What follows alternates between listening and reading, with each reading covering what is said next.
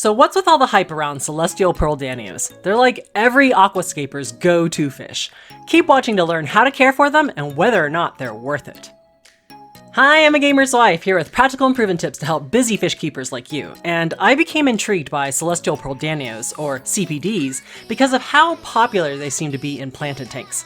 Also known as Danio margaritatus or galaxy rasboras, they look grayish brown from afar, but when you get up close, they're covered in golden pearls with a bright red, orange, and black fins. Alright, I'll give them a shot. So I set out my Shy Guys jungle themed tank, and here's what I've learned about them so far, and whether or not I think Google is right. Alright, the internet claims that they're super shy, required a heavily planted tank for hiding, and needs slower current water. So far so good. They grow to about 1 inch long with a lifespan of 3 to 5 years. Tank size, let's say 10 to 20 gallons minimum for a school of 6 or more, and you will see more of a shoaling behavior where they loosely gather together, but not in a tight school. I found them to be pretty flexible with the water conditions, but internet says temperature should be 73 to 79 degrees Fahrenheit, a little bit on the cooler side, with a pH of 6.5 to 7.5. But just to let you know, my pH is at 8.0 and they don't seem to mind. They are omnivores, and a lot of people recommend feeding them sinking foods because they tend to swim around the bottom to middle layers of the aquarium. However, I've seen them eat floating foods in my egg tanks, so they're definitely not a picky eater. Just make sure that the food size is tiny enough. Some of their favorite foods include crushed flakes, tiny pellets like fluval bug bites, Sarah Onep tabs and Rapashi gel foods because they really break apart, and then frozen and live foods like baby brine shrimp and Daphnia. They'll even eat frozen bloodworms and fight each other over it because they're too big to swallow quickly. So cute! The internet says that their temperament is super peaceful, super shy, so you definitely can keep them with other peaceful community fish like tetras, corridors, etc.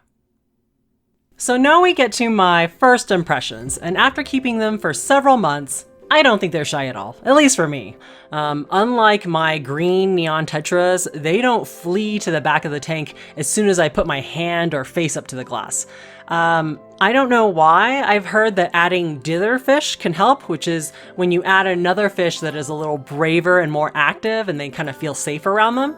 But in my case, I have coolie loaches, which are kind of shy, and then a peacock gudgeon, which doesn't look like them at all. So I'm not sure if they qualify as dither fish, but I do have a decent amount of plants they can hide in if they want to. But honestly, most of the time they're out in the open, exploring, looking for food. I've also heard online they can be rather fragile. Like I read lots of reports of them quickly dying after you purchase them or disappearing over time. My advice is just make sure to get good stock. My CPDs had been at the local fish store for about a month when I asked, so they were super large and eating very well. The thing I was most surprised about is there's actually minor aggression among their own species. Like there's lots of chasing each other and some ritualized circular dances is what one article called them. But basically, I don't know if it's males chasing males, males chasing females.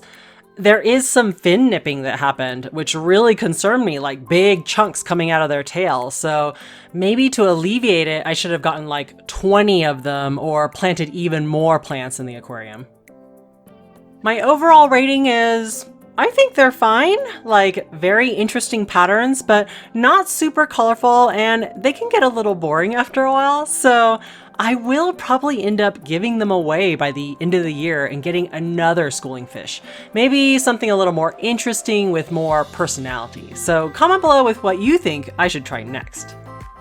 If you want to learn more about the other fish I have in the Shy Guys tank, check out my playlist here and subscribe to join our community. Take time to enjoy your aquariums, and I'll see you in the next video.